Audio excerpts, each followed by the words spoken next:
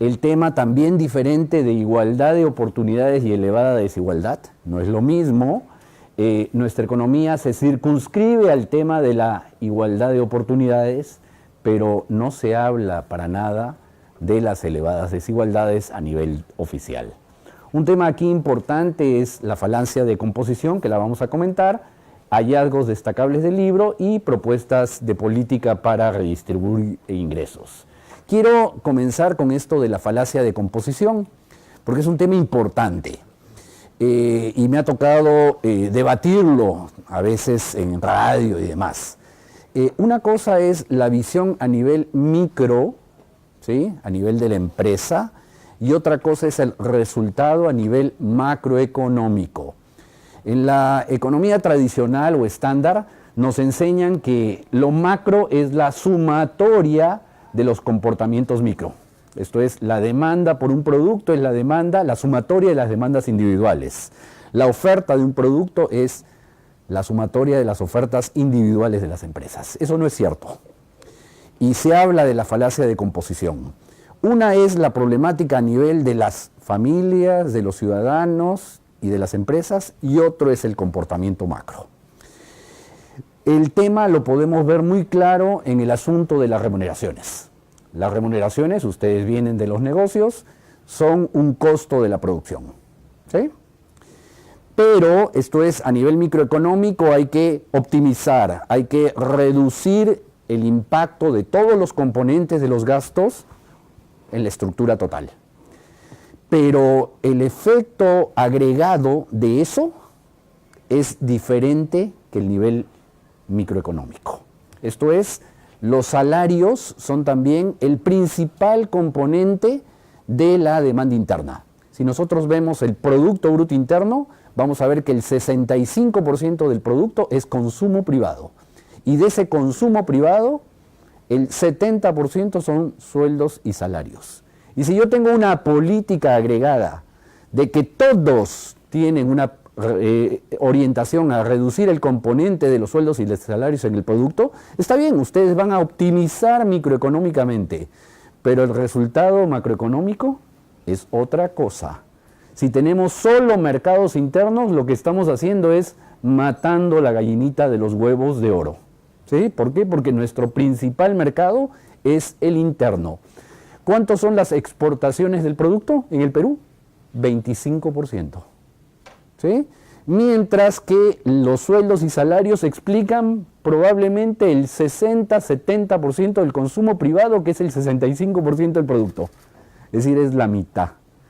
Entonces, bien claro, una cosa es el comportamiento micro y otra cosa es el resultado macro.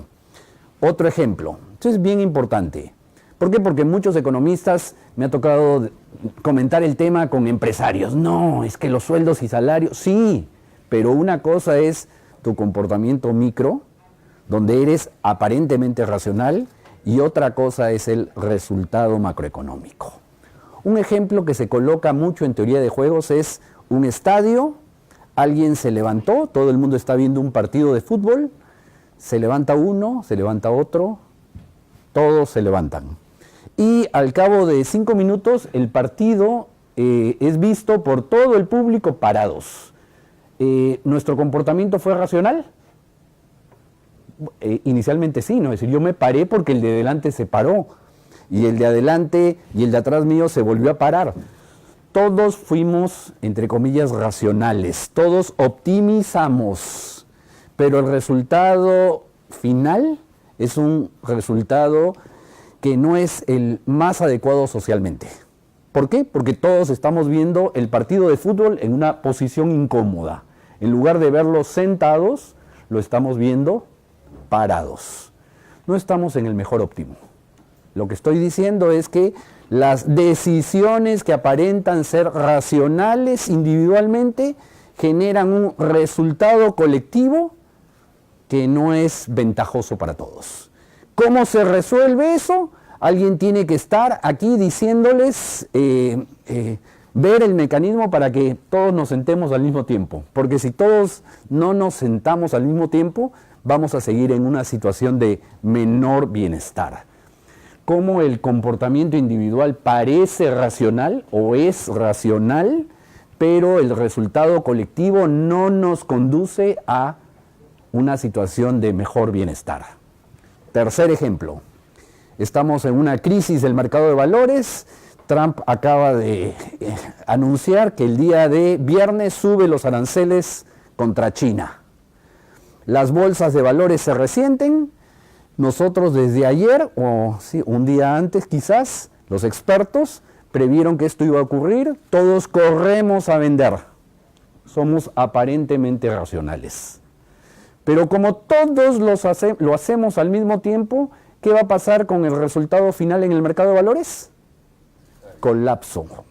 ¿Sí? Y llegamos en situaciones extremas, crisis financiera internacional, en Londres, Nueva York, en Sao Paulo, en Santiago, en Bogotá, en Lima. Y todo no se derrumba en las proporciones que debiera, sino simplemente otra cosa es el resultado colectivo. Eso mismo ocurre con el tema de la distribución. Es un tema, digo, yo les agradezco venir aquí, es un tema que no se trata y les da miedo a la gente. Pero lo primero que quiero mostrar es que nada que ver. Cuando uno revisa, por ejemplo, los informes del Foro Económico Mundial, todos los años se presenta un documento que puede sacarse de internet que se llama Mapa de Riesgos y Tendencias a nivel global. Y en ese mapa de riesgos y tendencias a nivel global de aquí a 10 años adelante, en el Foro Económico Mundial, empresarios políticos, tema de primer orden, la elevada desigualdad. ¿Sí? Aquí no la vemos, ¿no? Aquí vemos, no, que la igualdad de oportunidades. No puede haber igualdad de oportunidades cuando hay elevada desigualdad. ¿Sí? Y lo vamos a comentar. Se ve un poquitito mal. Está. Reporte Global de Riesgos 2019. Las diamantes son las tendencias, degradación del ambiente, cambio climático, incremento de sentimientos nacionales, los nacionalismos, ¿sí? Y, ¿qué vemos aquí? Elevación de las disparidades del ingreso y las riquezas, como una tendencia global que trae aparejada, ¿qué cosa? Sentimientos nacionales, nacionalismo, incremento de polarización de las sociedades, ¿sí? Por aquí está profunda inestabilidad social, cuando hablamos, en el caso de estos aquí, los rojitos, estamos hablando de los de mayor tamaño, ¿sí? Caída de la gobernanza y profunda inestabilidad social. Pues muy vinculados, ¿sí? Entonces lo que quiero resaltar en esta primera lámina es que la elevada desigualdad sí es un problema, es una tendencia clara y observable con impactos que vamos a ver en un momento, negativos, y que a nivel internacional es contemplada como un tema que hay que atender, ¿sí? Vamos a presentar aquí que hasta en los documentos del Fondo Monetario Internacional se habla de que la elevada desigualdad es un problema. Si uno revisa los documentos recientes de Lagarde, de la directora gerente del Fondo Monetario, va a encontrar que es una preocupación. Pero lamentablemente en el caso del fondo hay que tener cuidado, porque una cosa son las declaraciones de la directora gerente y otra es la operación del Fondo Monetario Internacional en la práctica. Cuando lo vemos actuar en la Argentina, ya se olvidaron todo el rollo relativo a que la elevada desigualdad es un problema, ¿sí? Entonces, una cosa es el discurso, que para el Fondo Monetario ya es un problema, otra cosa es su implementación de políticas en la vida diaria, ¿no? Y lo de la Argentina, pues es un verdadero desastre. Simplemente para señalarles una lámina interesante, está en un documento, esos que les comentaba en la CEPAL, es qué ha pasado con el ingreso de los adultos, ¿sí?, por percentil de ingresos. Esto es el 10% de la población, en este caso es del 1%, 10, 13, 18, 19, y luego el 99.97, el 0.01 más rico. ¿Qué ha pasado con sus incrementos de los ingresos? Lo que ha ocurrido entre el 80 y el 2016 es que a nivel global, ¿quiénes han visto caer o crecer menos sus ingresos? Los sectores medios. Información de Naciones Unidas. Los sectores de más bajos ingresos han tenido crecimientos superiores ahí. ¿Sí? Pero, ¿cuáles son los estratos con mayor crecimiento de sus ingresos? El 1%, el 0.01% de los más ricos. Esto es, el crecimiento que hemos observado en la economía internacional se ha reflejado en mayores ingresos, pero en unas disparidades tremendas, afectando a sectores medios y beneficiando en extremo a los más ricos del mundo. ¿Sí? Obviamente esta gráfica se podría hacer por continentes y regiones. La que yo tengo disponible es a nivel global, donde este efecto es muy comentado en los Estados Unidos, por ejemplo, y en los países europeos, donde las clases medias han visto que sus ingresos se han mantenido en las 2-3 últimas décadas, ¿sí? Mientras que otra es la realidad de las economías emergentes. Este es un promedio global. El promedio dice sectores medios más fregados, mientras que sectores de más altos ingresos se han llevado una porción mayor del pastel. Hay muchas gráficas sobre esto en el libro de Piketty, con datos al 2014, que también son disponibles. Uno entra a Piketty y puede ver toda la estadística y puede trabajar los gráficos de él sobre lo que ha sido el problema de la desigualdad en las economías desarrolladas. Simplemente señalar este rompecabezas. El tema de la desigualdad es un tema complejo, es un tema, diríamos, multifactorial y multidimensional. Esto es, hay muchos elementos que la condicionan.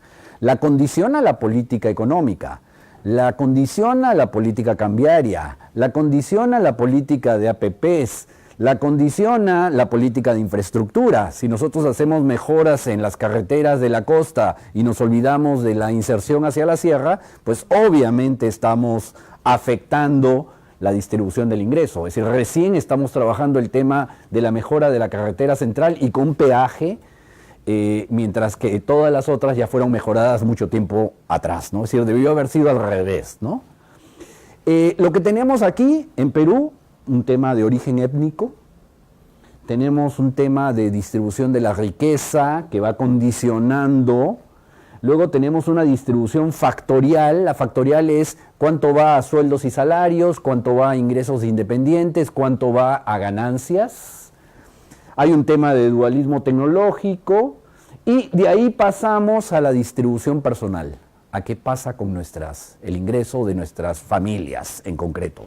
Pero todo esto tiene origen desde lo étnico, desde cómo se distribuye la riqueza, desde qué pasa con sueldos y salarios, ganancias independientes, y de ahí cuál va a ser el ingreso de las familias, que es una combinación que se deriva de mi participación en la riqueza. Si yo soy hijo de, no sé, de un empresario de Brescia, obviamente yo como heredero voy a tener un ingreso superior a partir de ¿qué?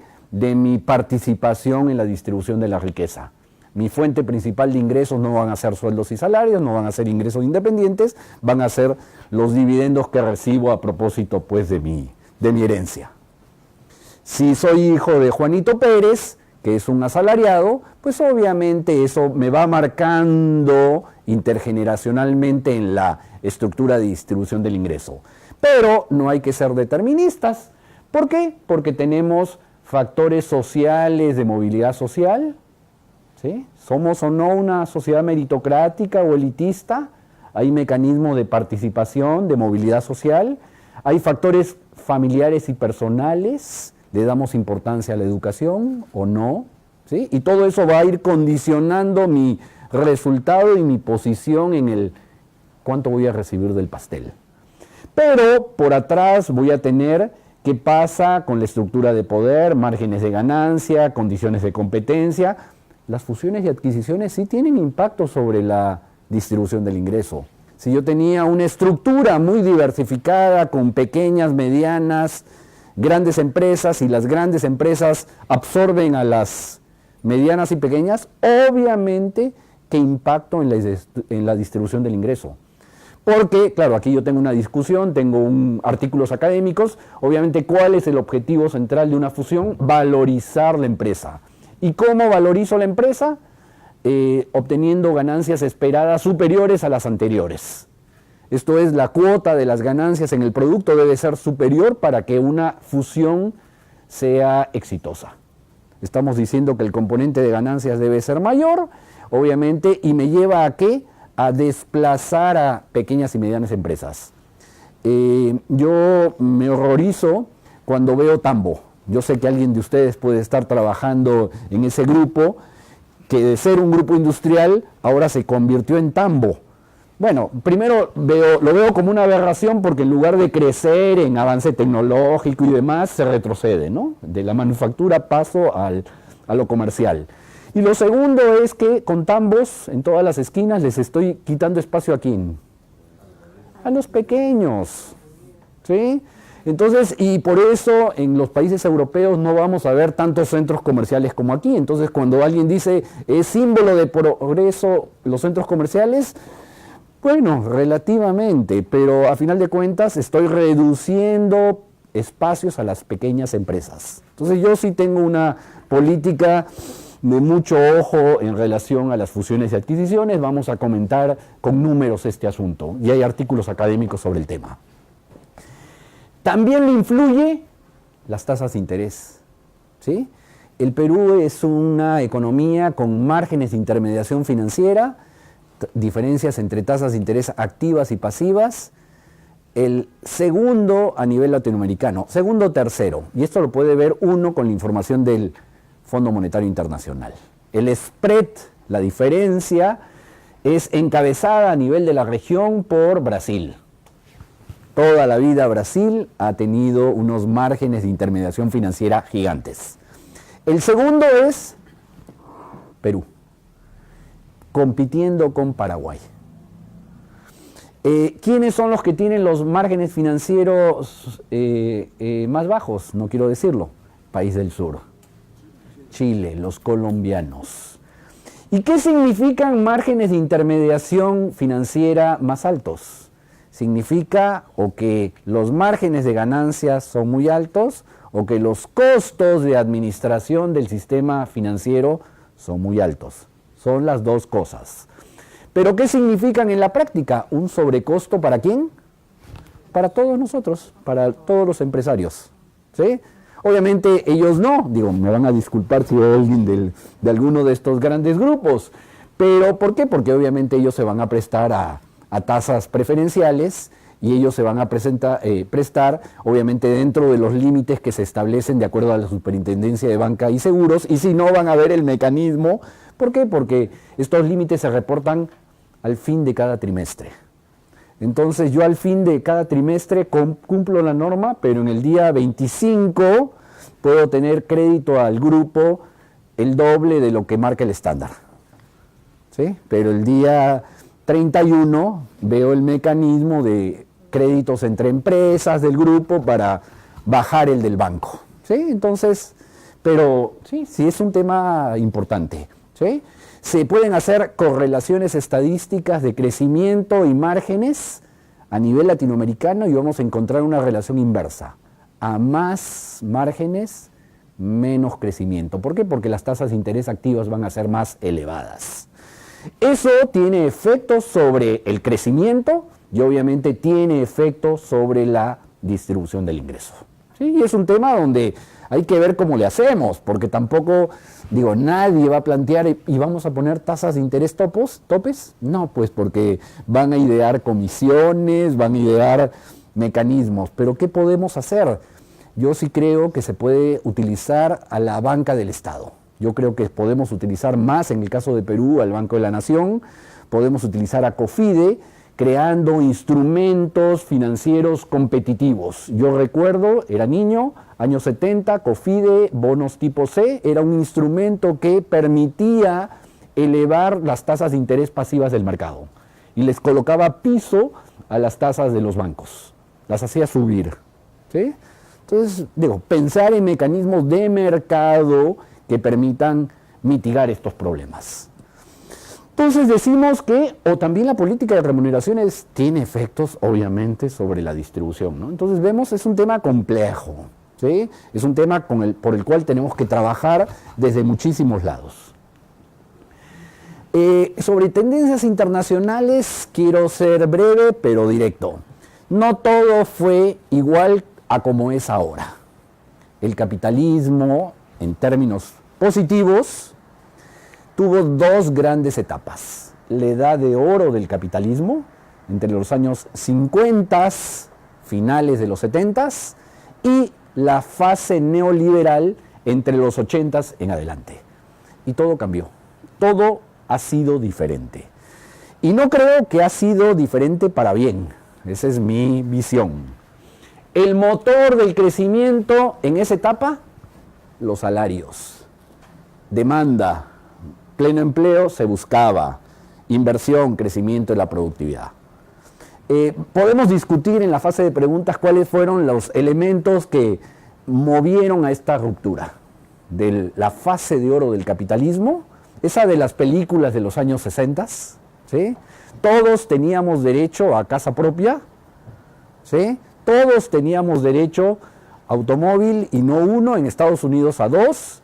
Todos teníamos acceso a los electrodomésticos, no eran diferenciados, ese es un tema interesante, es decir, era producción en masa y todos podíamos renovar todo. No digo, claro, llegamos a excesos en Estados Unidos antes de la crisis financiera y antes de otros momentos de querer cambiar la refrigeradora cada año, ¿no? No, las refrigeradoras son para 10 años, ¿no? Por lo menos.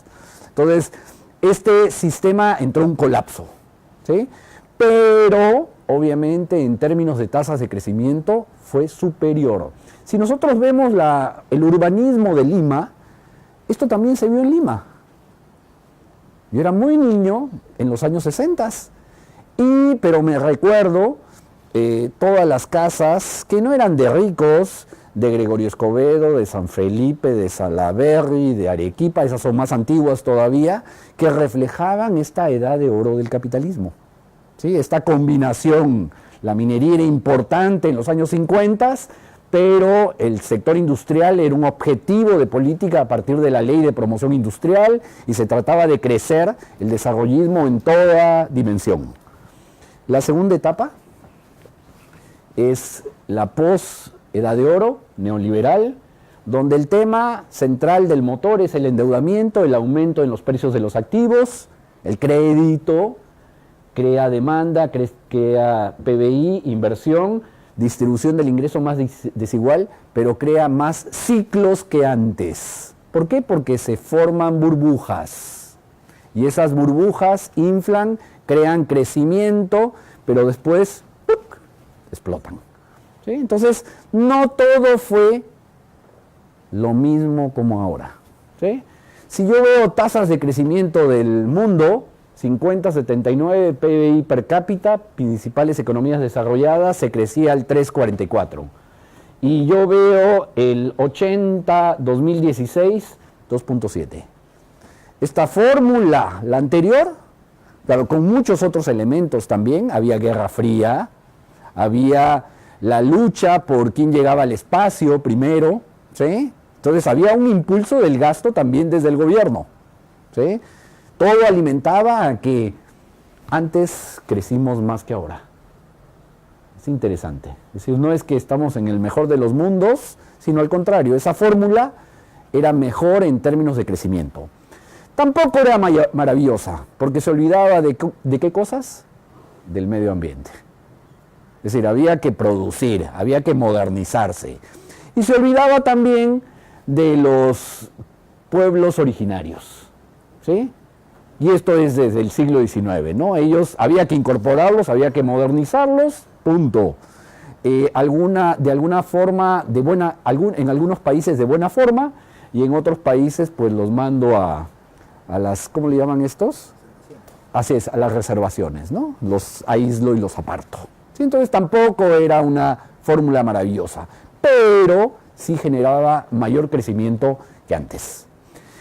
No voy a comentar todos los elementos de ahora.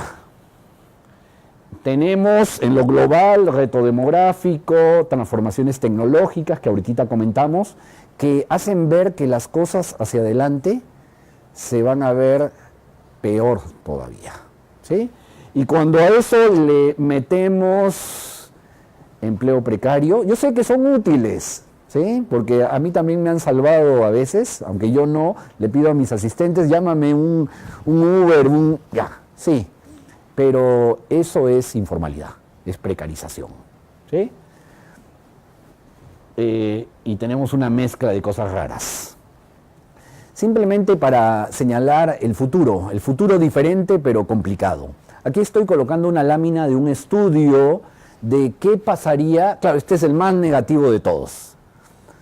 Hay otros menos negativos. ¿Qué va a pasar en el 2030 en términos de los efectos que se van a perder por la automatización? Es inteligencia artificial, robotización.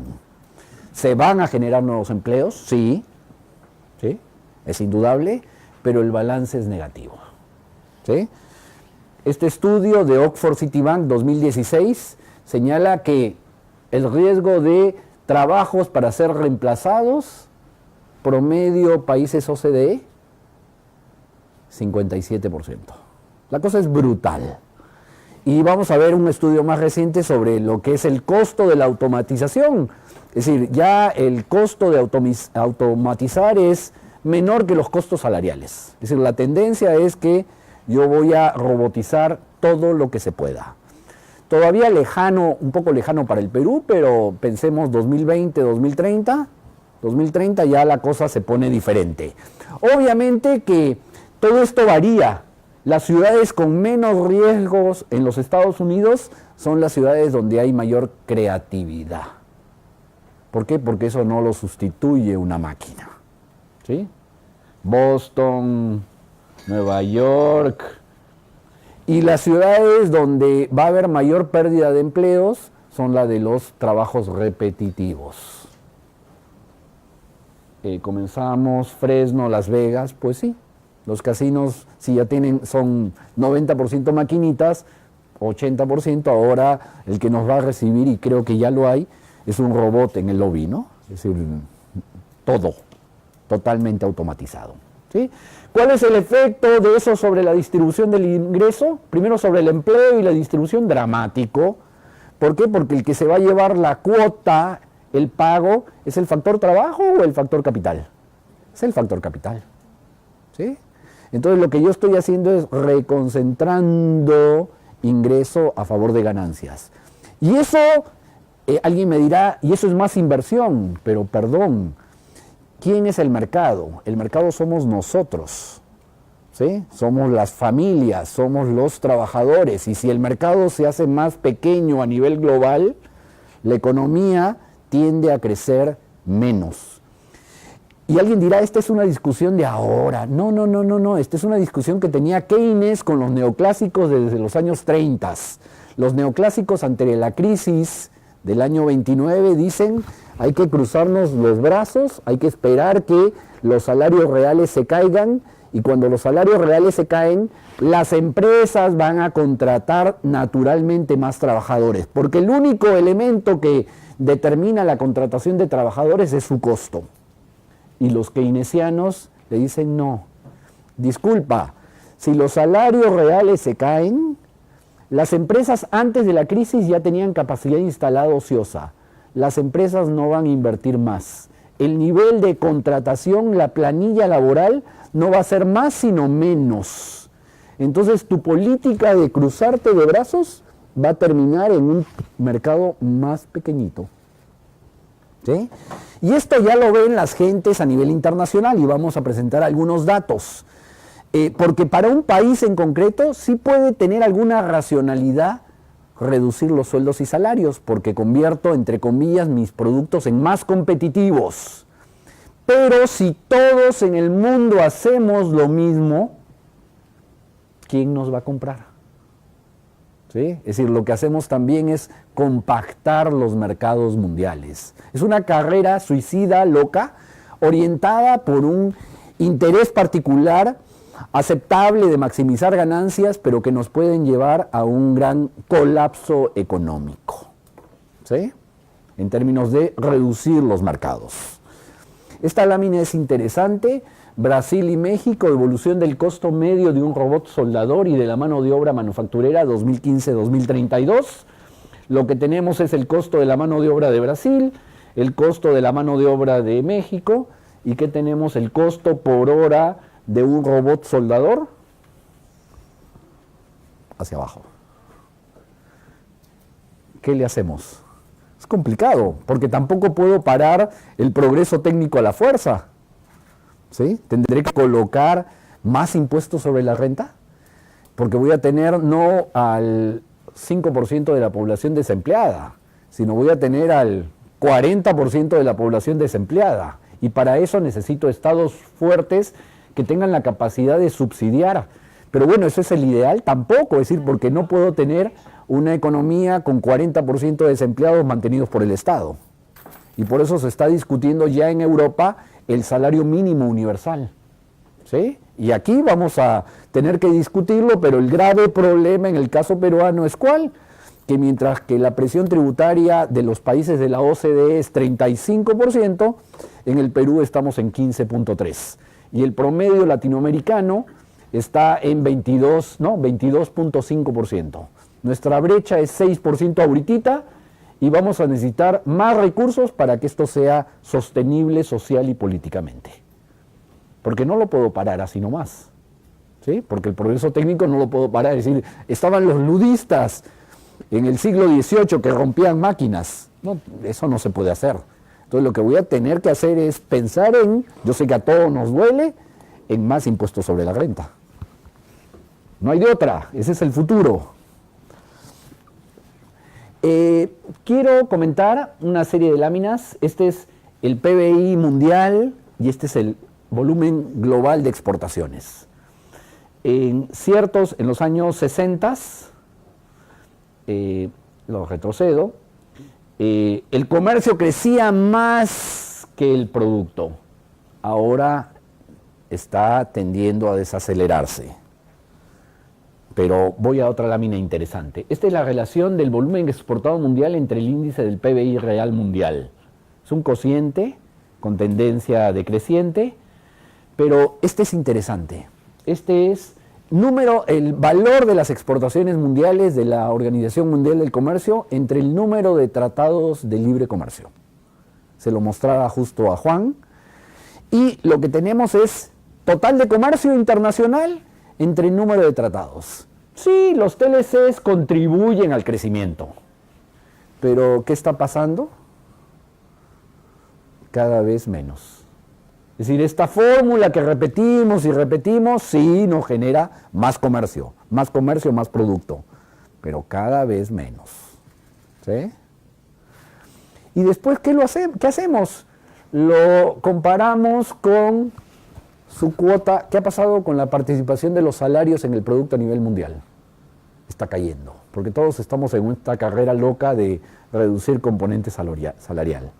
Y lo que vemos es, pues, una relación inversa. Pues sí, estamos matando a la gallina de los huevos de oro, dándole todo a las ganancias, pensando que las ganancias van a ser inmediatamente más inversión. No son más inversión si es que no hay mercados, ¿sí?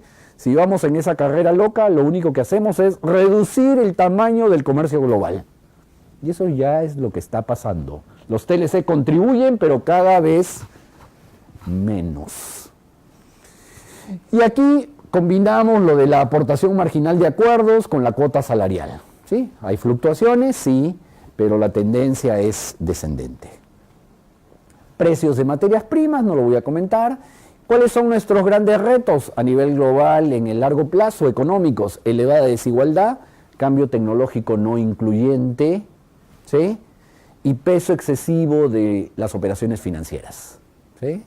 Todo es maximización de corto plazo, todo es operaciones especulativas, compro, creo mi negocio y al año siguiente lo vendo. Ni siquiera espero que madure y demás. No, lo vendo. Y todo se concentra cada vez más en pocas manos. Comentaba aquí que obviamente la desigualdad tiene efectos económicos, sociales y políticos negativos. Genera inestabilidad política, corrupción, violencia y otras formas de riesgo individual. El trabajo reciente del FMI, una mayor desigualdad se asocia con un crecimiento más bajo y menos sostenible en el largo plazo. No solo la desregulación financiera y la reducción de las tasas marginales del impuesto sobre la renta son factores importantes, sino cambios en las instituciones del mercado laboral. El propio Fondo Monetario está diciendo, ojo con las remuneraciones mínimas vitales, ojo con el peso de la sindicalización. Contribuyen a la disminución de la tasa, contribuyen a la desigualdad, la reducción de la tasa de sindicalización y la caída del salario mínimo en relación con la mediana del ingreso. La menor sindicalización trae aparejada una mayor participación de los grupos de ingresos más altos en las economías más avanzadas. Es decir, el tema laboral influye también. Y a menos sindicatos, digo, obviamente a nivel de empresa nos gusta tener un sindicato amigo y que concilie con nosotros, ojalá que todos conciliaran, pero eso tiene, digamos, impedir o tener mecanismos que afecten la relación de los trabajadores y la sindicalización tiene efectos negativos sobre la distribución, tiene efectos negativos sobre el nivel de actividad económica. Y hay muchos estudios sobre eso. Y decíamos en lo político, la elevada desigualdad, dice, tiene impactos políticos ya que afecta a la democracia por el comportamiento de los grupos minoritarios que intentan manejar y condicionar la política de acuerdo a sus intereses contra el bienestar común. ¿Qué decía Woodrow Wilson en 1912? Si el monopolio persiste, siempre querrá sentarse en el timón del gobierno. No espero ver que el monopolio se limite a sí mismo. Si hay hombres en este país lo suficientemente grandes para poseer el gobierno, lo van a poseer. ¿Sí? Presidente de los Estados Unidos. Y por eso es que las normas de fusiones y adquisiciones en los Estados Unidos comienzan, ¿cuándo? En 1890. Con la ley Sherman Antitrust. Nosotros tenemos una primera legislación a favor de la libre competencia en 1992-93, solo 100 años después, y tenemos una legislación a propósito de las fusiones y adquisiciones de hace 2 días, ¿sí? Y creo que hoy día se va a volver a revisar, ¿no? Porque hubo un error ahí en uno de los artículos, entonces se va a someter nuevamente al Congreso. Y sobre esta norma, bueno, hay mucha discusión. Yo creo que los límites para evaluar han quedado muy altos, debieron ser más bajos. Por ahí se publicó en El Comercio un artículo de un estudio de abogados que señalaba el asunto, pero nos comparaba con principalmente economías desarrolladas. Entonces había que ver cuáles eran los límites en Chile. En Chile es alrededor de 75 millones de dólares para las fusiones conjuntas y en el Perú estamos hablando que son 130 millones, ¿sí? 112.000 UITs o 115.000 UITs. Es decir, estamos por encima de los niveles establecidos en Chile claramente. Quiero señalar que esta discusión sobre la desigualdad ha cambiado en el tiempo para los economistas, pero lamentablemente domina la visión estándar, ¿sí? En la visión estándar el tema de la desigualdad no interesa, no existe, no aparece. Los salarios reales, los ingresos al factor capital dependen de la productividad marginal del trabajo o la productividad marginal del capital. ¿Qué es esto? La aportación de una unidad más de trabajo o una unidad más de capital en términos de qué pasa con el producto total, ¿sí? Es decir, cómo contribuyo al producto total el incorporar un trabajador más. Y yo debo pagarle de acuerdo a su productividad marginal del trabajo. Y al factor capital lo mismo. ¿Creen que eso tiene algún elemento realista? ¿Cómo determino el pago a un trabajador más de una empresa? No digo compleja, sino normal, donde yo tengo operarios del nivel 1, 2, 3, tengo jefes de departamento, tengo subgerentes, tengo gerentes, etcétera, etcétera. Su contribución al producto total. Es una fórmula totalmente teórica. O en relación al factor capital, si yo agrego una unidad de inversión, a la inversión de 1.000 millones, ¿cuánto va a ser su contribución al producto total? Es un absurdo teórico que no tiene ni pies ni cabezas. Y eso es lo que enseñamos aquí. Digo, aquí ahí veo dos colegas, ex colegas casi, y alumnos, y pues no tiene sentido. Pregunto, ¿cuánto gana un operador de un camión de 300 toneladas en la gran minería peruana? ¿$30.000 al año? Puede ser, sí. Un buen salario. Pero ¿cuánto gana ese mismo operador en Canadá y en Australia? ¿El doble o el triple? Triple, ¿sí? Porque el salario la tecnología es la misma, la dotación de capital de Antamina, de lo que era Conga, de lo que sería Tía María, Cojón, es la misma en Canadá, en Australia y en el Perú. Y lo mismo una franquicia tipo McDonald's, es la misma tecnología, el mismo equipo en Lima, Santiago, Bogotá, Nueva York, etcétera. Pero ¿cuánto es lo que gana como mínimo el operador en Bembos respecto a, aquí gana el salario mínimo más 100 soles más, un poco más del salario mínimo, en Estados Unidos gana el salario mínimo y un poco más, gana $1.500 al mes, con la misma tecnología. Es decir, este elemento de que el salario debe ser fijado en función a la productividad marginal no tiene pies ni cabezas. El salario depende del producto medio, eso sí, pero depende de factores socioinstitucionales, ¿sí? En Canadá, ese operador gana $90.000 por razones de costo de vida, sindicalización, X factores. Márgenes de ganancia, si checáramos cuánto es la participación de las ganancias en el producto de esa empresa minera, cobre, oro, lo que sea, vamos a ver que es la mitad que el estándar peruano. Y con eso están bien, ¿sí? También hay elementos de niveles de ganancia. Es decir, el tema de los salarios no es un tema estrictamente técnico, es un tema socioinstitucional. Y las diferencias de los salarios para la misma productividad, equipamiento, son notoriamente diferentes. ¿De acuerdo? Pero eso no lo ven nuestros economistas estándar, ¿sí? ¿Quiénes sí lo ven? No hay que ir a Marx.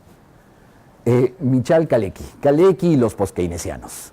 No son muy queridos y muy reconocidos, pero están ahí. Y estos derivan sus planteamientos de los economistas clásicos. Derivan de Adam Smith, ¿sí? Derivan de David Ricardo, derivan de Marx, ¿sí? Entonces lo que hicieron estos economistas es retomar el tema desde precios, distribución del ingreso, nivel de demanda. Fijación de precios, distribución, demanda, producto. No voy a ver fórmulas, simplemente colocar que el nivel de producto de una economía va a depender de la participación de los salarios en el PBI. Mientras la participación de los salarios en el PBI es más alta, el nivel de demanda y el nivel de producción va a ser mayor, ¿sí? Voy a tener mayores mercados internos. Y yo puedo colocar en orden todas las participaciones de los salarios en el producto del Perú y las economías cada vez de mayor crecimiento. Y voy a ver que en el Perú es 32% del producto. Y voy a ver que en Estados Unidos, ¿cuánto creen que es? ¿Más alto, más pequeño? 55% del producto. Es decir, las economías de mayor ingreso, sí, se preocupan en exportar mercados externos, pero su principal motor es el mercado interno. Y para eso necesito una participación de sueldos y salarios elevada, ¿sí? Y si en el Perú le metemos informalidad, pues la cosa se nos vuelve más complicada, ¿sí? No voy a ver las fórmulas. Obviamente no van a decir aquí tienen un profesor utópico, no. También esto tiene sus límites y va a depender en cada sociedad. Hay límites socioinstitucionales a la participación de los sueldos y salarios en el producto. ¿Por qué? Porque si me excedo, también pues genero problemas como los de la Argentina. Si me excedo, sí, Es decir, hay límites, ¿sí? ¿Cuáles son esos límites? Cada economía los tiene que encontrar, ¿sí? ¿Por qué? Porque voy a tener afectaciones sobre la inversión, afectaciones negativas sobre los precios, voy a afectar la balanza de pagos, ¿sí? Si el peso de los salarios es muy importante, entonces tengo que ver cómo le administro, cómo creo un nuevo consenso diciendo que son importantes, pero reconociendo también que esto tiene sus límites, ¿sí? Lamentablemente en la Argentina pues no encontraron sus límites y se fueron al extremo, y ahora se han ido al otro extremo, ¿sí? Entonces estamos de extremo en extremo, ¿no? Obviamente en una situación caótica. La redistribución del ingreso de estratos de mayores recursos a los de menores eleva la propensión a consumir promedio, aumenta el multiplicador del gasto, incrementa la demanda, incrementa la producción, incrementa la inversión, lo cual me lleva a un círculo virtuoso que tiene límites, ¿sí? Aquí lo que se hace en otro documento es la discusión estándar. No, es que en economía una cosa es la eficiencia y otra cosa es la equidad. Solo hay que preocuparnos de la eficiencia. Pero cuando vemos la información de productividad, que sería eficiencia, y índice de Gini, lo que vamos a encontrar que las más productivas son las que tienen índices de Gini menores. Aquí está la mayoría de América Latina. Esto es, hay una correspondencia entre menor productividad y desigualdad. En la medida en que esto se eleva, la economía es más desigual. Y esos son los indicadores oficiales, porque también hay que tomarlos con pinzas, ¿no? Es decir, la productividad se opone a la equidad. Si yo quiero ser más productivo, tengo que ser más equitativo, estar hacia aquí arriba. Este es el ideal, esta posición. América Latina está en una situación más desigual y por tanto menos productiva, ¿sí? Ojo, hay que señalar que hay muchas desigualdades económicas, hay en la funcional, en la personal, intersectorial, interregional, distribución de riquezas, intrarregional, intrasectorial, etaria, ¿sí? Yo ya entré a mi fase donde mi ingreso ya no crece más, debo reconocerlo. Es decir, obviamente hay una edad donde nuestros ingresos están en tendencia creciente, pero a partir de una edad determinada, pues ya están en la fase estacionaria y hasta puede ser ligeramente decreciente. Cosas de la vida. ¿Diferencias entre desigualdad y pobreza? Sí. Yo puedo tener economías de baja desigualdad y alta pobreza. Bangladesh. Puedo tener economías de baja desigualdad y baja pobreza. Alemania. Puedo tener economías de alta pobreza y alta desigualdad. Puedo tener economías de alta desigualdad y baja pobreza. Ya Argentina está yendo hacia arriba, ¿no? También con alta pobreza, ¿sí? La pobreza se mide en términos de la capacidad de una economía de satisfacer las necesidades básicas de la población. Y la desigualdad se mide entre las diferencias entre los ciudadanos. Entonces, una cosa es la problemática de la pobreza y otra cosa es la problemática de la desigualdad, que son las distancias entre todos, ¿sí? Entre todos nosotros. Decíamos que Argentina pasa para arriba, ¿sí? Es un tema importante hacer esta distinción. Yo no creo, si ustedes ponen en el Google nuestros números del informe oficial de pobreza monetaria del INEI, ¿sí? Cuando me dicen que con 432 soles se deja de ser pobre al mes por persona, pues me río. O que con 180 soles dejo de ser pobre extremo para quedarme en pobre, tampoco creo los números, ¿sí? Pero bueno, es toda una discusión, ¿no? Esas cifras. O que con 535 soles ya dejo de ser subempleado. Se supone que uno es subempleado por horas y por ingreso. Si gano menos de 535 soles al mes, ya dejo de ser subempleado. O la ficción del desempleo. Justo me lo comentaba un colega de Brasil. Cuando ya tengo más de 6 meses buscando trabajo y no lo encuentro, ya no soy desempleado, porque dejé de buscarlo. ¿Sí? ¿Pero qué soy entonces? Ya desaparecí de las estadísticas. ¿Sí? No recuerdo exactamente cuánto es el número, si 6, 5, 6 meses. Está establecido perfectamente en cada país. Y ya dejé de ser desempleado. Ya la situación es desesperada, hasta de las estadísticas te borro. ¿Sí? Entonces hay que tener mucho cuidado con la estadística oficial. Lo de la falacia, y simplemente ya avanzar rápido en esto, en los resultados del libro.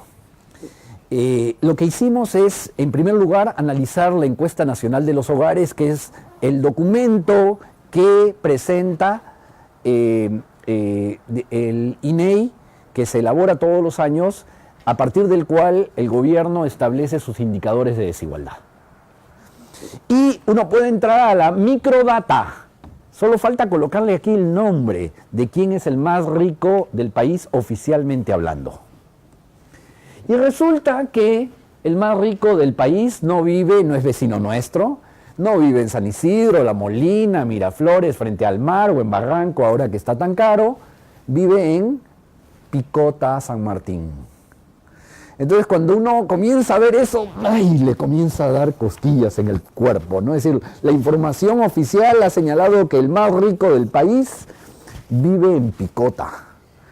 Y al año siguiente, ¿dónde vive?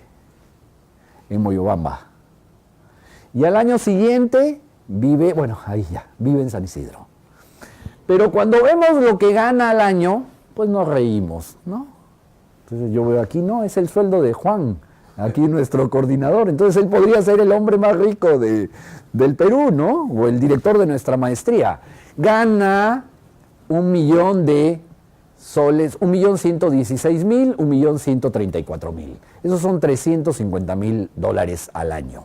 Pues nada, el hombre más rico del país, no quiero ponerle nombre propio, gana $350 millones al año. Esto es, nuestra información oficial subestimó en 1000 veces el hombre más rico del Perú. ¿Sí?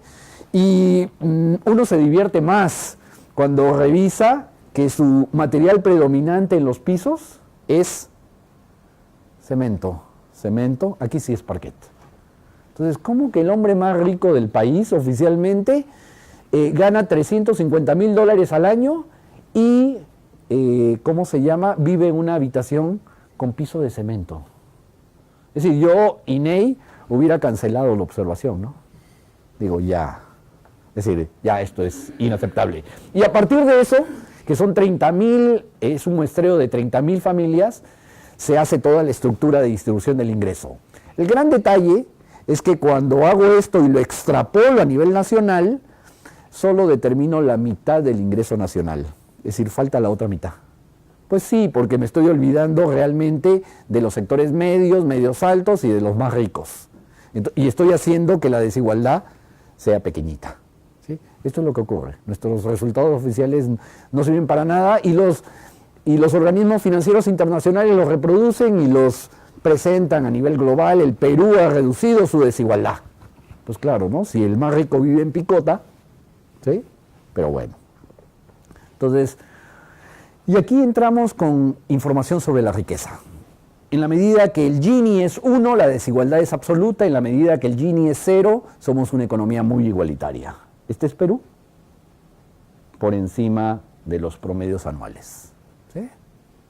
La distribución de la riqueza, que es el origen, está muy concentrada en pocas manos. Y está con una ligera tendencia creciente. No exacta para todos los años, pero hay una tendencia creciente. ¿Cuál es el vehículo moderno para la concentración? Las fusiones. En los últimos 26 años, $90.000 millones el valor de esas fusiones. ¿Sí? ¿Qué ha pasado con la riqueza de los billonarios mundiales con respecto al PBI global? Tendencia creciente. ¿Qué ha pasado en América Latina? Tendencia creciente. Números del libro. Los billonarios peruanos que aparecen en el Forbes tienen el equivalente del ingreso del 22.8% del ingreso de los más pobres del país. En el 2017, esos mismos billonarios tienen activos equivalentes al 25.9%. Las 32 familias más ricas, información de Boston Consulting Group, con más de 100 millones tendrían el 32.9% del ingreso nacional. Cada vez en pocas manos. ¿Sí? Tema que hay que prestarle atención. ¿Qué ha pasado con los depósitos? La superintendencia presenta información sobre depósitos de personas naturales, concentración, la tendencia también es creciente. ¿Sí? Y aquí lo que hablamos es de cuentas. Las cuentas cada vez más, las más grandes, en cada vez pocas manos. ¿Sí? Personas naturales. Se publica todos los trimestres en la superintendencia. ¿Qué ha pasado con la participación salarial en el producto? La mayor participación en los años 60, la caída de las crisis. La línea continua es los datos observados, la línea discontinua son las tendencias, ¿sí? Tendencia no lineal. Cayó en los años 90, de ahí hay una ligera recuperación, pero nada que ver respecto de los volúmenes de los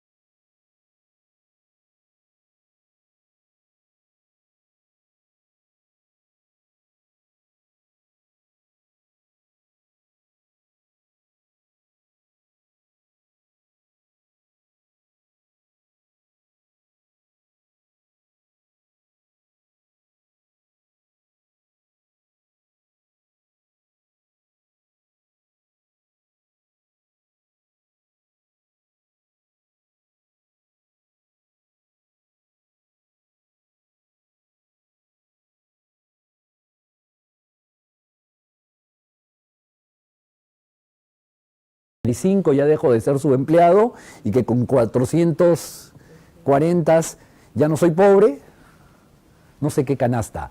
Tuve una pequeña discusión, aunque no quiso contestar Carolina Trivelli, porque criticó a quienes criticamos esas líneas de pobreza. Pero si uno revisa al detalle el documento del INEI, no aparece la variable fundamental, que es cuáles son las canastas y cuáles son los precios que se consideran para establecer esa línea de pobreza. Cuando me los muestren y me muestren, bueno, cuántos kilos de tal cosa y los precios, creeré que con 440 soles se dejan de ser pobres, ¿no? Pero antes de eso no. ¿Sí? Entonces, el informe del INEI no incluye esa información y nos critica duramente, ¿no? Todos esos que hablan del poder de compra, sí, pero en el documento no está, ¿no? Pero bueno. Márgenes de ganancias sectoriales, sectores de mayores ganancias, minería, ahora sustituido ¿por quién? Electricidad, gas y agua. No sé si es que hay alguien, me tapo la cara, del sector eléctrico, pero son los sectores con mayores márgenes de ganancia. ¿Sí? Y hay que verlo, su contrapartida en términos de tarifas. ¿Sí? Me ha tocado hacerlo, y uno puede sacar, entra el documento del DOE, Estados Unidos, tarifas al consumidor, kilowatt hora, y se va a encontrar que la tarifa promedio en Lima es superior al promedio de los Estados Unidos. ¿Sí? El promedio. Hay estados como Hawái, obviamente, como es una isla, donde la tarifa eléctrica es más costosa, obviamente, casi el doble, ¿sí? Porque las condiciones de generación son muy diferentes al resto de los Estados Unidos. Sí, esos márgenes de ganancia tienen su contrapartida. Yo sé que como empresas tenemos que maximizar, ¿sí? Pero ¿cuál es el impacto macro de todo eso, ¿no? Hay que tenerlo siempre en mente. La otra vez estuve en un evento donde estaban gentes de Enel, ¿no? Entonces traían todo este tema de la responsabilidad social, ¿no? Entonces yo les decía, bueno, pero el principal elemento de la responsabilidad social es tus márgenes y tus tarifas. Ese es el primero. Ya que hagas programas de apoyo, sí, está muy bien, todo lo otro, pero el principal es ese, el asociado a tu negocio. Este es el ROS, retorno sobre ventas, de las empresas de la Bolsa de Valores. Ya tengo la serie antes respecto del ROS de las empresas del Fortune. 500 empresas más grandes de los Estados Unidos, nuestros ROS llegan a ser 25% sobre las ventas después de impuestos, el pico. Y si uno quiere explicar esta diferencia en términos de riesgos, rentabilidades, no hay forma, ¿sí? La fórmula de costo de capital no me explica esta diferencia. Nuestros estándares están por encima de los estándares internacionales, ¿sí? Salvo aquí, en esta crisis. El resto siempre por encima. ¿Qué ha pasado con las ganancias? Creciente, ha caído en los últimos años por el mayor peso de la minería. Si nos comparamos internacionalmente, diríamos, todos estamos cerca. No, es que Perú lo leemos del lado izquierdo, participación de los sueldos y salarios en el producto, entre estos números, entre 40 y 25, y las economías desarrolladas hay que leerlas del otro eje, de 30 a 60.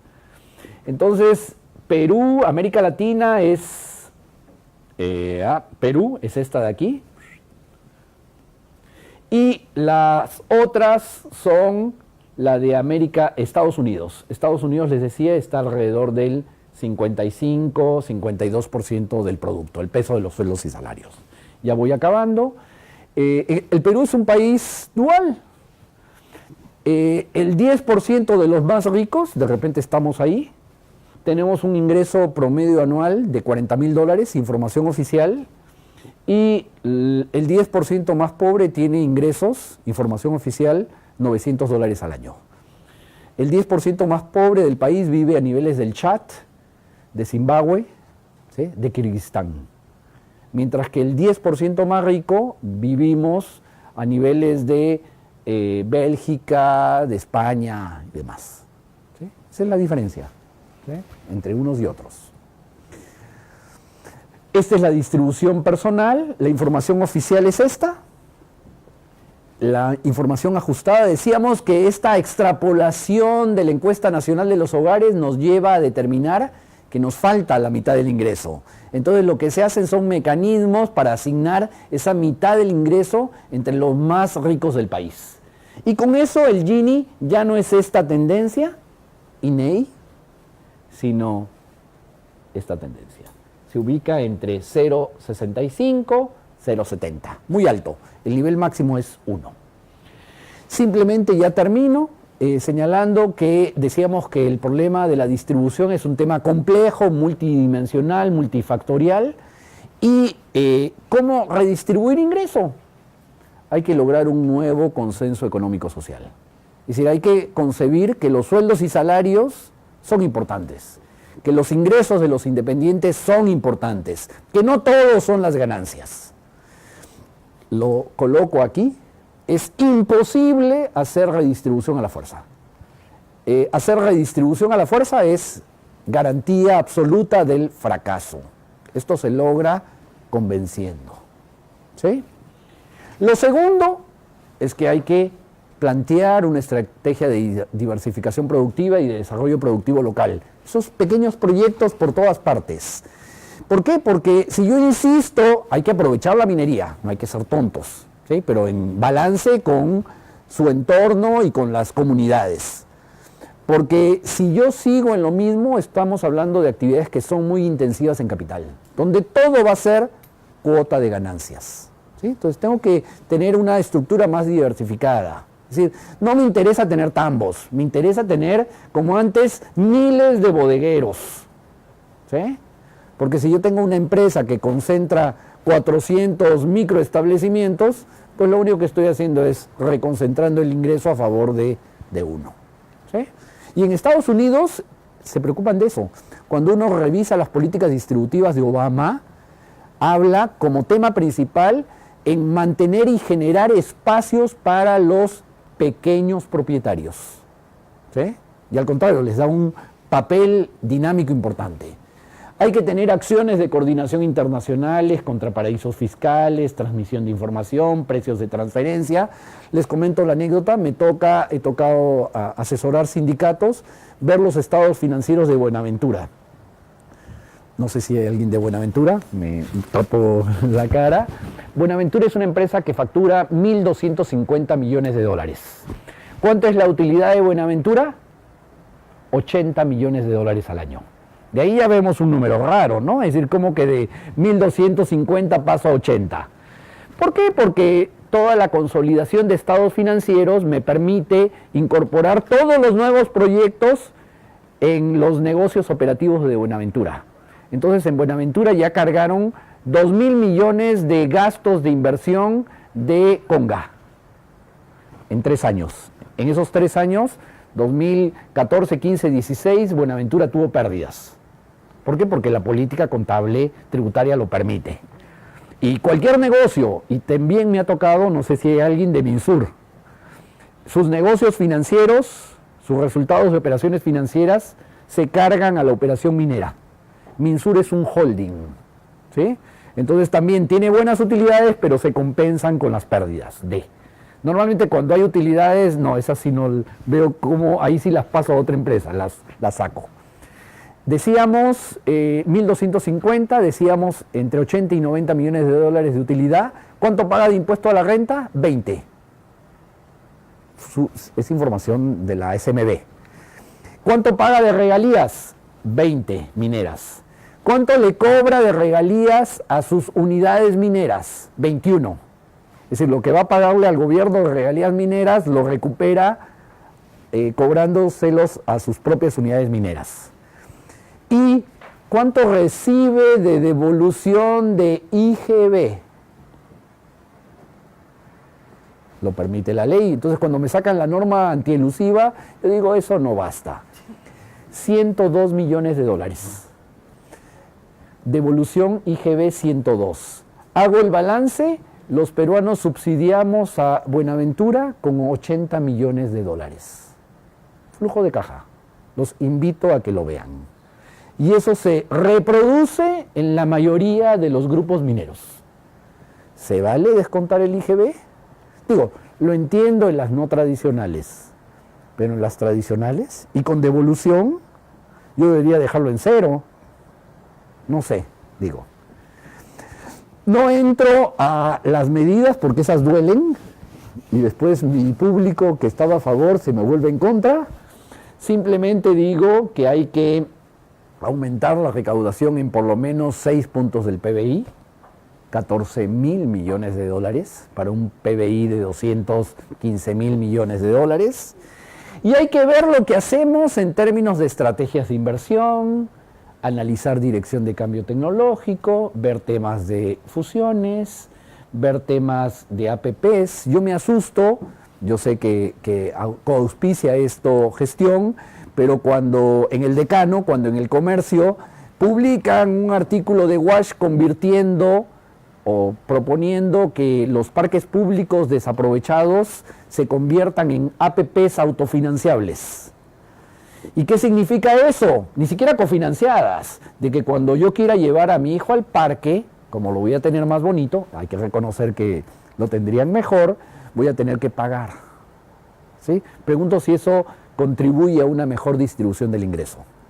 O cuando también se publica que alguien ya está proponiendo que en el metropolitano establezcamos tarifas diferenciadas. ¿Sí? Hay que segmentar mercados. Y ahí tengo una discusión con Juan. Hay que diferenciar productos, sacarle el excedente hasta lo más que se pueda. Entonces, al que quiera ir sentado y mujeres, más caro. En lugar de mejorar los estándares del servicio, los dejo desastroso para la mayoría y para el que puede pagar, el superautobús. Pregunto si con eso contribuyo a mejorar la cohesión social, la distribución del ingreso. Yo creo que son aberraciones, ¿no? Hay muchas cosas que hay que tenerle. Introducir competencia desde COFIDE, promover sindicalización, RMB, entre otras, entendiendo de que hay límites. Muchísimas gracias y pasamos a las preguntas. Sí. Gracias. Y saco mi papel para anotar. Se valen preguntas difíciles, porque el tema es un tema complicado. Dime. ¿Qué tal? Cuando hablas, estabas hablando del tema del INEI, el tema de las canastas, esos 400 soles, 400 ingresos que mencionabas, hay que ver que hay una diferencia, una brecha entre la calidad de un producto y otro. Digamos, tú vas a comprar el arroz embolsado del supermercado. Totalmente de acuerdo. Es un precio y el pobre, quizás más pobre, no vaya a comprar ese arroz, sino vaya a comprar si estamos hablando de totalmente de acuerdo. Con una calidad de servicios mínima, quizás la cifra esté por ahí. Entonces, hay que ver que cuando uno va a hacer una compra, con su preferencia va a hacer una elección sobre la base de aquel producto que satisfaga su necesidad. Entonces, ese también factor también hay que incorporarlo, ¿no? Totalmente de acuerdo, totalmente de acuerdo. Sí, no, yo coincido plenamente. Si uno revisa las diferencias de precios y uno las ve en los menús, ¿no? Entonces, un menú va a ser el de la Bombonière, que lo tenemos aquí cerquita, de casi 40 soles. Otro va a ser el de Pershing de 12 soles y otro va a ser en el cono norte, en determinada zona, de 8 soles, ¿sí? Pero efectivamente yo lo que pido, y reconozco el asunto, es que en el anexo del informe sobre pobreza monetaria hay un análisis sobre coberturas muy extenso, de 30 páginas, para demostrar de que tratar de enfrentar este asunto de picota y demás. Entonces, en términos porcentuales, solo no aceptan contestar la encuesta como el 8% de los entrevistados. Ese es el número. Y esto se ha reducido en el tiempo, pero el problema es que los 8% de los no entrevistados son los de los sectores altos medios y medios altos y muy altos ingresos, ¿no? Entonces, no es un tema de porcentaje, sino respecto a qué sector de la población representan, ¿no? Entonces, yo les digo, mi vecino, clase media, he visto cuando el INEI le tocaba la puerta, yo salía para hacer la aplicación del ENAO, y mi vecino le dijo que no. Entonces yo le dije, vengan conmigo, yo sí, yo sí creo en la estadística. No, me dijo, es que su hogar, de acuerdo al muestreo selectivo, trietápico, y no es ese. Le digo, pero yo estoy aquí a 3 metros, ¿no? Nos separa una fuente y una pared. Entonces, no, digo, las clases medias no lo contestan. Y el drama es que sí debería estar esas canastas reconociendo lo que tú muy bien dices, ¿no? Es decir, no compramos arroz extra, todos, ni todos vamos a Wong, ni a Vivanda, y hay que ir cada vez menos porque le están moviendo los precios mucho, sino que cada quien ve, y efectivamente de acuerdo a su ubicación en la ciudad y a su nivel de ingreso, sus posibilidades. Pero sería interesante ver esa canasta y sus precios, ¿sí? Y como lo clasificamos en urbano, Lima, urbano, ciudades, urbano, principales ciudades, rural, costa, rural, sierra, urbano, costa, sierra, selva, no cuesta nada ver las 8 o 9 canastas que son y ver los precios que nos ponen para cada cosa. ¿Tú crees que un pobre en Lima tenga una calidad de vida similar a la de un pobre en San Martín o en... Totalmente de acuerdo. Ese es muy diferente. Por eso quiero ver la canasta y los precios. Porque si es un pobre peruano es muy... Totalmente de acuerdo. Es un concepto difuso y efectivamente yo con 1000 soles en Picota, así es, en Huancavelica, obviamente tengo un estándar de vida razonable. Digo, no estoy en pobreza y un poco más. Claro, es un tema interesante, ¿no? Porque cuando yo tengo la inserción de grandes proyectos en esas regiones, ¿qué efecto me van a generar? Cajamarca, a mí me ha tocado ir mucho a dar clases en Cajamarca. Pues generan una diferenciación brutal, expulsan, y por eso el rechazo, es decir, no es un tema solo ambiental, por eso es socioambiental. Yo llego a una comunidad donde el ingreso promedio era 1.800 soles, donde el maestro era el sector A de la sociedad, llega la minería y resulta que el último obrero gana más que el maestro y lo comienza a expulsar de los centros urbanos. Y el centro urbano pasa a ser dominado por estos segmentos de población más pequeños, más reducidos, de altos ingresos. La desigualdad se incrementa, la conflictividad social aumenta. Entonces, es este tema de cómo me inserto un gran proyecto en una comunidad pequeña, es un tema de cuidado, ¿sí? No es solo el tema ambiental, es el tema de cómo lo hago, de cómo genero un clúster alrededor de mi negocio, incorporando a ver quién va a transportar la gente. Quizás no va a ser tan bonito como una empresa en Lima o una empresa de seguridad con todos los estándares de Liderman, pero mejor pues desarrollemos negocios locales para tratar de que toda esa gente sea incluida de alguna forma. Entonces lo que genero es una elevación del costo de vida y una diferenciación muy grande. Conozco tu punto, pero sí, pero hay que verlas, ¿no? Quiero ver que el valor del arroz no sé, en Tumbes, efectivamente puede ser un sol, y aquí quienes compramos en el Wong o en el metro, nos cuesta, ¿sí?, 4 soles, ¿sí? Y calcularlo, verlo. Dime, Oscar.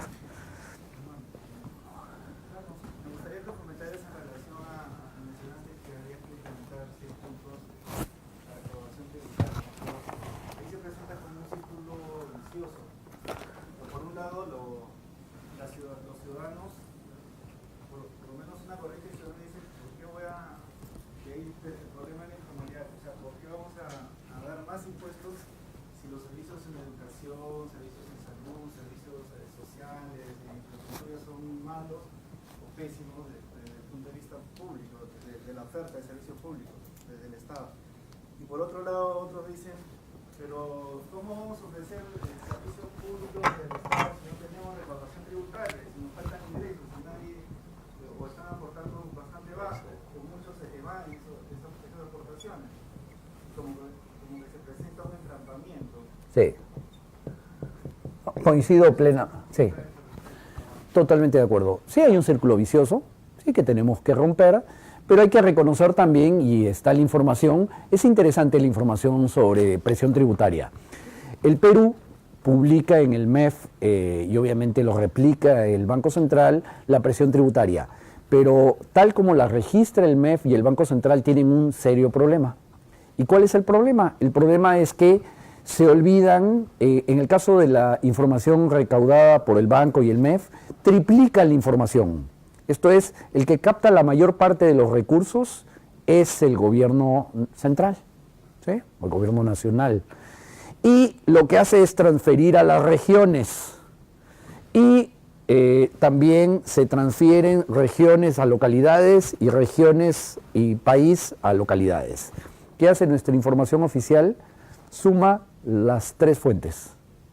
Y en realidad el que recauda es solo el gobierno nacional más los prediales que recaudan los gobiernos locales.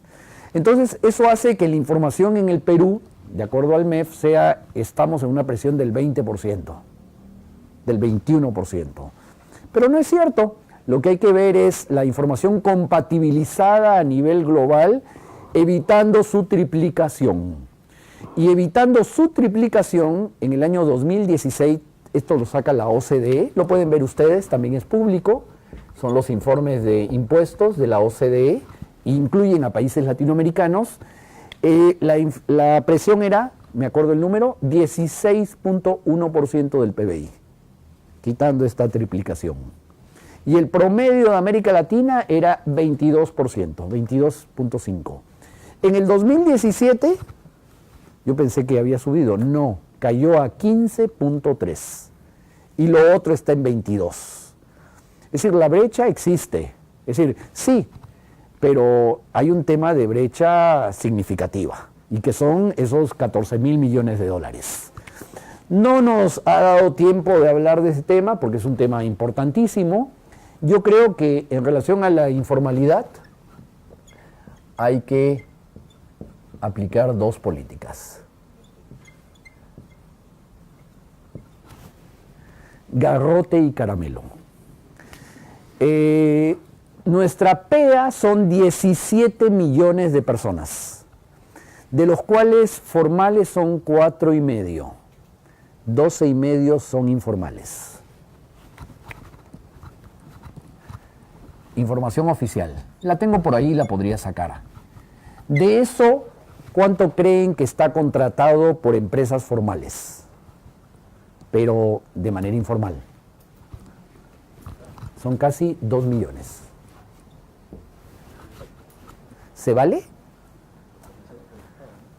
Comenzando por el Estado, totalmente de acuerdo.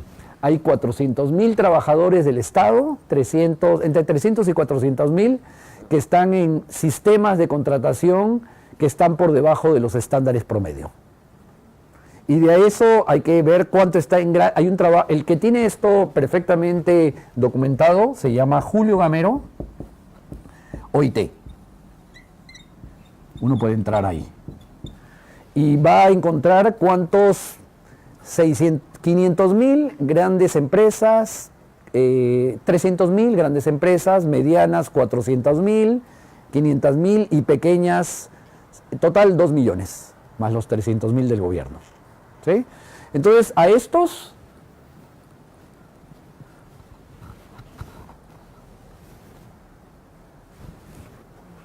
¿qué nos queda? A los otros microempresarios, trabajadores independientes, los caramelos. ¿Qué son los caramelos? Es crédito, les doy tarjeta de crédito del Banco de la Nación, les doy ventanilla única, es decir, obviamente enfrentar la informalidad desde la cuadra 6 de Avenida Salaberry es insuficiente, hay que hacer una cruzada nacional a favor de la informalidad en todas las regiones, todas las localidades del país, donde les ofrezco seguro. Claro, y tengo que gastar en hospitales, ¿no? Porque si les ofrezco seguro médico y les mantengo los mismos hospitales, pues no hay forma, ¿no? Es decir, que tengo que invertir recursos y hacer una gran canasta de productos que sean interesantes. Y subsidiados, es decir, en un cronograma de subsidio de X años, yo te voy a pagar la mitad de tu seguro médico, te voy a pagar, te vamos a incorporar en un sistema de pensiones, pero bueno, aquí vas a tener que aportarme tanto, pero todo eso se logra simplemente inscribiéndome en una ventanilla única. ¿Sí? Pero bueno, porque sí hay que enfrentarlo. Y es un reto gigante en el Perú, ¿no? ¿De acuerdo? Dime.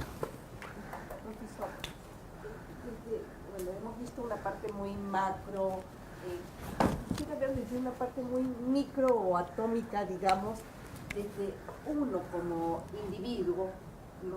Como ciudadano común, ¿qué podríamos hacer? ¿No? Yo pienso en forma general de aumentar la conciencia de esta desigualdad, ¿no? Pero desde mi cotidianidad, ¿qué puedo hacer yo para contribuir a reducir la desigualdad? Muy buena pregunta. Ahí Oscar, justo el que acaba de preguntarnos, trabajó con la vicerrectora en estos temas. Es tomar en serio el asunto de la responsabilidad social empresarial. Si uno revisa, nada más cumplamos el ISO 26000. Suficiente. El ISO 26000 nos dice en el capítulo laboral, la mano de obra no es un insumo más, es el factor fundamental para la producción. ¿Sí? Es hacer la responsabilidad social en serio. Es hablar de valor compartido, es internalizar eso. Valor compartido, lo pueden ver, es un documento del 2011 o 2012 de Michael Porter y Kramer. ¿Qué nos dice Michael Porter? Es el gurú de la competitividad a nivel internacional. ¿Qué nos dice? Si la sociedad no piensa en la creación de valor compartido, lo dice así, el capitalismo va a desaparecer. Es decir, una sociedad extremadamente desigual y cada vez más desigual destruye el capitalismo. ¿Sí? Entonces, es eso. No más. ¿Qué otra cosa yo recomendaría para que no digan, ay, este profesor izquierdista nos tocó? No, nada que ver. Yo no tengo un ápice de izquierdista. Yo les digo que vean el America's Best, mejores plantas, de Industry Week. Antes era gratuito, ahora hay que pagar. Este es nuestro capitalismo neoliberal, ¿no? Antes todo gratis, ahora todo hay que pagar. Todos los años en los Estados Unidos se presenta una encuesta. Yo tengo un documento, se los puedo enviar, pero ya viejito, de hace 6 años atrás, porque hicimos un proyecto sobre benchmarking en 10 sectores productivos en México. Nos presenta cuáles son las mejores prácticas de manufactura en los Estados Unidos y las premia. La mejor planta, por plantas. Obviamente vamos a tener nuestros indicadores típicos de calidad, 0 defectos, 0 rechazos, de investigación y desarrollo, ciclo desde la generación de la idea hasta el producto en el mercado, mi estándar de nivel tecnológico, personal involucrado en actividades de empowerment, cuántos trabajan, cuántos del personal total de la empresa está conformado en grupos de trabajo para ver la capacidad de autodecisiones, empowerment, etcétera, etcétera, lo que ustedes conocen, ¿sí? Y que han seguido en la maestría. Pero hay 3 variables que quiero destacar. La mejor práctica en los Estados Unidos es el de aquella empresa que en lugar de subir los precios, los reduce. Por eso agárrense bien de sus bancas, como la canción del Puma. Disminuir precios. Pero obviamente hay que disminuir costos más. ¿Sí? Eso es lo mejor. Es decir, más productos, mejor calidad, mejor ciclo de producto, pero más baratos. Contrario a la segmentación que insiste Juan. No, productos para todos. Quiero mercados gigantes. Esa reducción de costos no va de la mano con el crecimiento de la tecnología. Así es. Y esto que usted mencionó de que cada vez menos personas van a ser contratadas y vamos a ser reemplazados por robots y por lo tanto el bienestar social va a disminuir. Es cierto, ese es el único problema de este lado. Pero hay otra variable. Es decir, efectivamente la cantidad de personal la van a reducir por el progreso tecnológico. Pero el tercer indicador es qué pasa con el salario por hora promedio.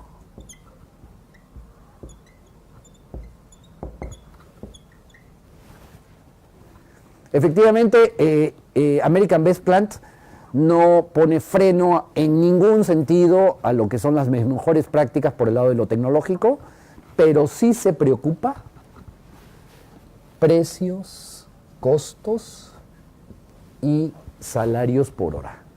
Es decir, voy a sustituir lamentablemente mano de obra por máquina, pero al menos el salario por hora, por trabajador, tiene que subir. Y la combinación de estos indicadores tradicionales se suman a estos. La mejor empresa va a ser la planta XX de Cincinnati, aparece todos los años, es un concurso anual y ahí está. Pero en lugar de subir los precios, de descremar el mercado, de segmentar y... No, menos precios para todos, eso va a significar mayor ingreso real para todos, mayor poder de compra, más demanda, más crecimiento. Obviamente los costos los tengo que racionalizar, pero me preocupo de que el salario por trabajador al menos tenga una tendencia creciente. Yo sí creo que se puede actuar desde lo concreto. Valor compartido, Porter y Kremer, ISO 26000 y American Best Plans. Yo creo que es parte de la receta que la podemos trabajar. Dime. Añadiendo a lo que decías, de repente como para poder monitorear esto, podríamos de repente implementar las líneas de límite en la empresa, o sea, cómo estos trabajadores También, midiendo, total. para poder monitorear. Es muy interesante. Oxfam,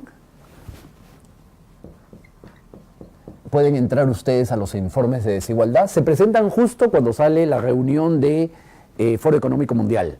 Lo que hacen son medir las distancias. Trabajador de menor paga con director general. Y lo que han encontrado obviamente es que antes las diferencias eran de 1 a 20, hace 40 años atrás, ¿sí? En Japón, en todas partes, y ahora las diferencias son de 1 a 500. ¿Sí? Entonces también digo, sí, hay que, ha habido, y digamos en Estados Unidos hay mucha crítica, ¿no? De estos, y también no solo de los sueldos para los muy altos ejecutivos, sino también lo que llaman los paracaídas dorados, ¿no?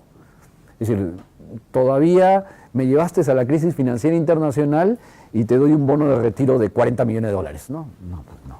Es decir, lo que hizo Obama es incorporar de que esos paracaídas dorados, yo no sé si ya se retrocedió, ya no se puedan deducir del impuesto sobre la renta. Si ya no los podías cargar a gastos. ¿Sí? ¿Por qué? Porque ya eran excesos. ¿Sí? Sí se vale. Ojo, incluyendo el tema de la contratación de trabajadores indirectos. Coloco el ejemplo de Buenaventura. Buenaventura tiene 22,000 trabajadores. ¿Cuántos son los trabajadores directos de Buenaventura? 3,000. Y todo el resto son trabajadores subcontratados. Un trabajador en Minsur, minero promedio, gana 4,000 soles, mientras que un trabajador de empresa subcontratada gana 2,000.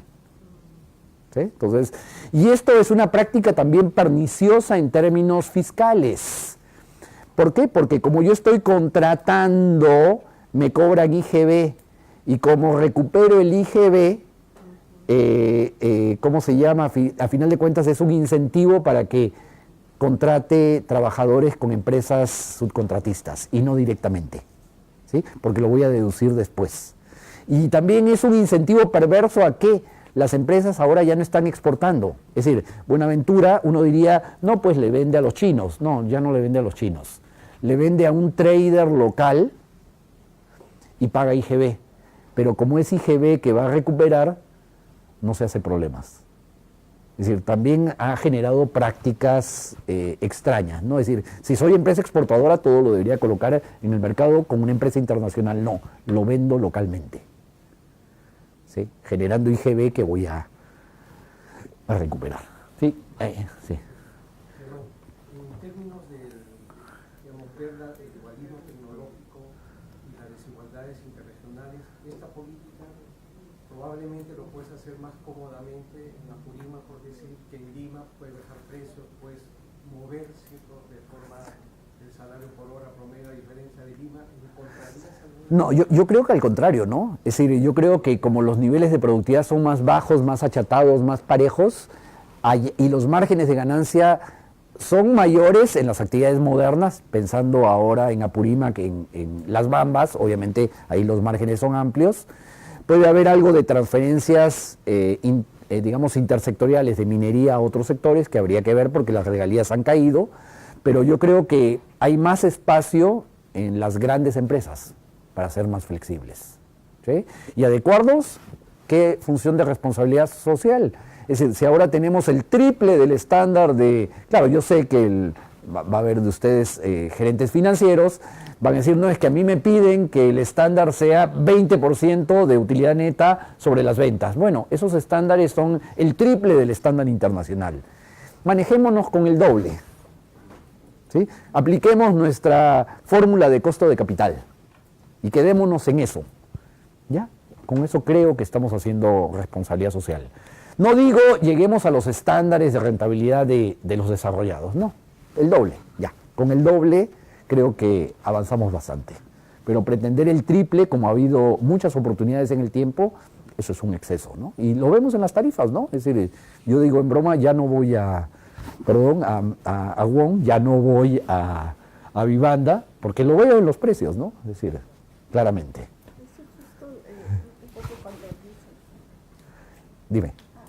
Con esos socios en la educación, uno como madre de familia, padre de familia, ¿cómo podríamos inculcar esta mayor equidad en nuestras familias?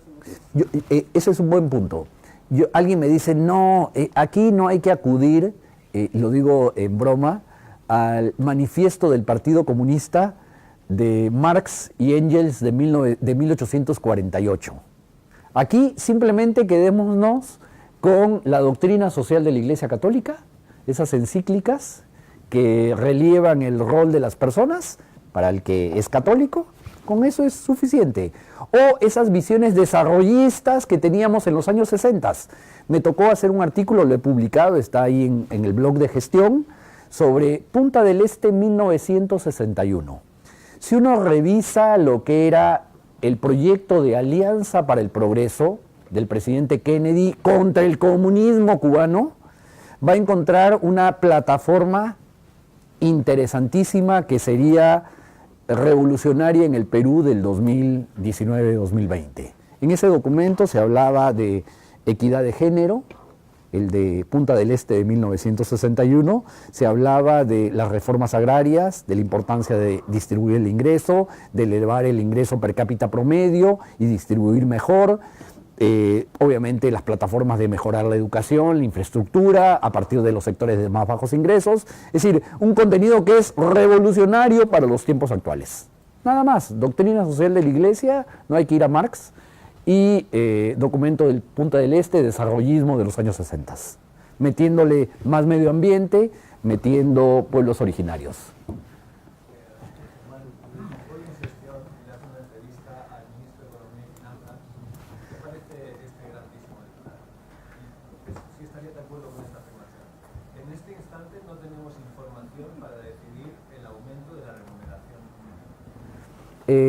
Yo creo que sí tenemos información. Ha pasado un año. Veamos los estándares de ajuste en la región, si es 1 o 2 años. Y lo que yo plantearía, lo he puesto por escrito, es una trayectoria hacia una canasta básica acotada con evitar problemas inflacionarios, problemas en las finanzas públicas y en la balanza de pagos. Esto es recuperar el poder de compra de manera progresiva en un calendario, en términos reales, asociado a canastas, ¿sí?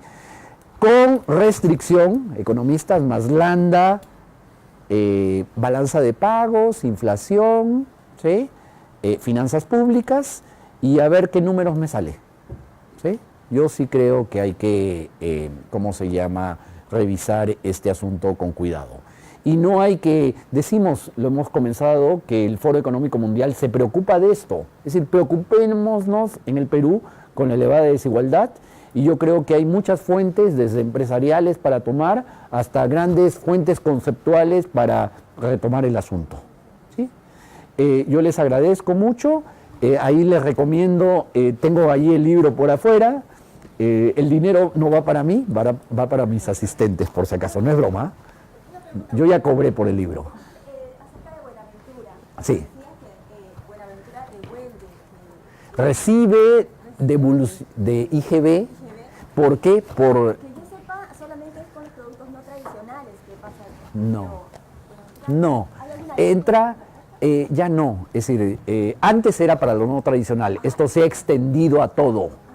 Entonces resulta que en el año, digo el número exacto, 2016, la aportación de la minería peruana, tengo un artículo publicado en el blog de gestión, tuvo una aportación negativa de menos 1.600 millones. Le cobraron impuestos a la minería por impuestos sobre la renta por 8.000 millones y regalías, y le devolvieron 9.500.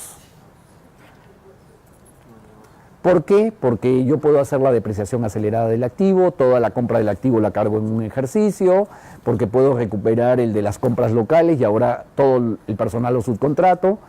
Entonces la aportación ahora es positiva, pero llegó a ser negativa y uno lo ve, no hay que inventar la información en SUNAT.